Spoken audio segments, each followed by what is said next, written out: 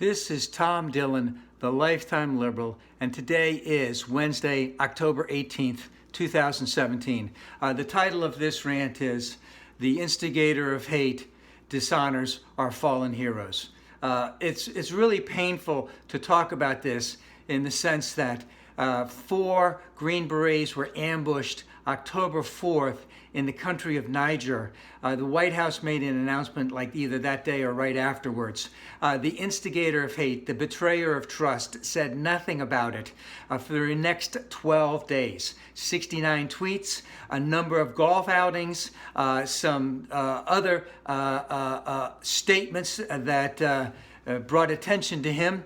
When he was asked about it at a press conference on Monday, he basically deflected, trying to indicate that he was sending out letters which he hadn't done anything on. He hadn't said anything out. He hadn't called anyone. Tried to indicate that this is the stuff that he does, and then tried to say that Obama didn't do that stuff, and also by implication that Bush didn't do that. And of course, the pushback on that was very, very great.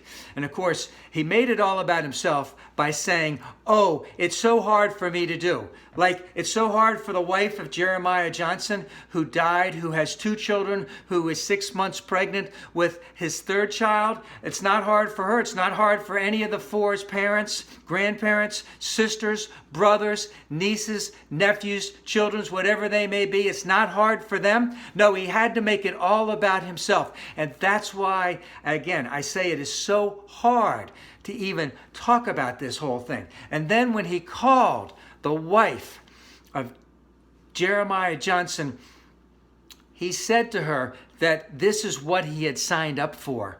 And that was overheard by a congresswoman who was in the car. She also, the congresswoman, I believe her name is Wilson, indicated that after the wife got off the phone, she said the president couldn't even tell her his name, meaning Jeremiah Johnson's name. Didn't even utter his name. Like it was just some person he had to talk about and then get the heck off the phone. And again, this type of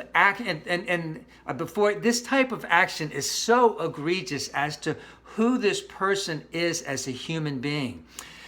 No signs of empathy, and wants to blame other people for something that he did not do. And everyone knows that those 2 other presidents had done quite a bit in terms of what reaching out to our fallen heroes from Iraq and Afghanistan. And just, again, trying to blame others for this, doubling down on it yesterday. And it appears as if he's going after the congresswoman who overheard the conversation. She was in the car. There were Marines in the car. She overheard when she heard the president say that this is what he had signed up for, going after her now, because, again, it's all about him. And again, I can't understand why my sisters and brothers on the Republican side are putting up with this callous indifference by a really just pathetic human being who doesn't care about anyone but himself, is only in it for himself, and has proven that time and time again. But this session was this week, in terms of what happened with those 4 Green Berets, is just more egregious than anything that I've experienced and seen from him so far. This needs to stop. And our sisters and brothers on the Republican side need to step up. You know, it can't go on.